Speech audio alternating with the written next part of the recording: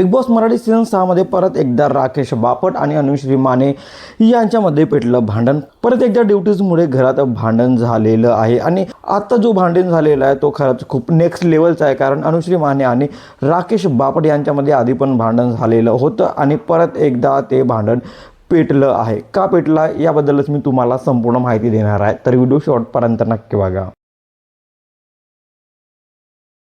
Hello, welcome back to my channel Marathi Bigg Boss update. आपल्याला माहिती आहे की अनुश्री माने आणि राकेश बापट या दोघांची अजिबातच पडत नाही। या दोघांमध्ये या आधीच भांडण झालेलं होतं आणि त्यामुळे हे दोघे एकमेकांची खूप राग पण करतात। पण आता असं झालं आहे की या दोघांचा राग अजूनही शांत झालेला नाही आहे, कारण राकेश बापटने परत एकदा अनुश्रीवर शब्दांचा मारा केलेला आहे आणि त्यामुळे राकेश बापट आणि अनुश्री माने यांच्यामध्ये परत एकदा भांडण पेटलेला आहे। बिग बॉसच्या नवीन प्रोमोनुसार राकेश बापट असं बोलत होता की सगळे लोक काही ना काय बोलतात पण आपण अजिबात बोलत नाही, आपलं तोंड बंद असतं, आपण खूप कमी बोलतो आणि बाकी जे लोक आहेत, बाकी जे सदस्य आहेत ते खूप बोलतात आणि असे लोक पण बोलतात जे लोक घरातले कामं पण करत नाही, घरातल्या ड्युटीज पण करत नाही, तरी पण ते लोक बोलतात आणि आपण शांत असतो। आणि अनुश्री माने पण खूप बोलते, घरातले एक पण काम तिला जमत नाही आणि ती करत पण नाही, तरी पण ती खूप बोलत असते आणि आपण ड्युट्या करून पण आपण एक पण बोलत नाही, असं राकेश बाकी कंटेस्टंटला बोलत होता। आणि राकेशचं हे बोलणं अनुश्रीने ऐकलं। अनुश्रीला वाटलं की राकेश आपल्याबद्दल बोलते तर आपल्याला यात बोलायलाच पाहिजे।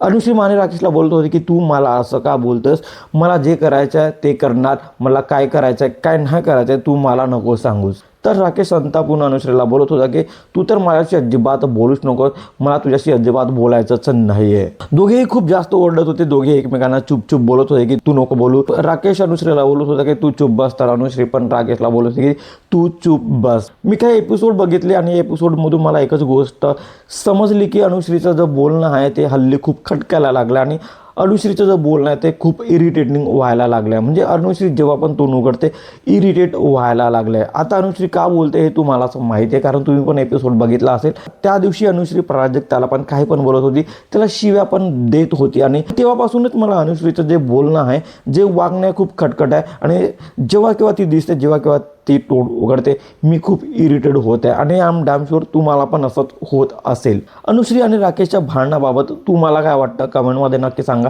आणि अशाच इंटरेस्टिंग व्हिडिओसाठी भावाच्या चॅनलला सबस्क्राईब करा, शेअर करा। Thank you so much.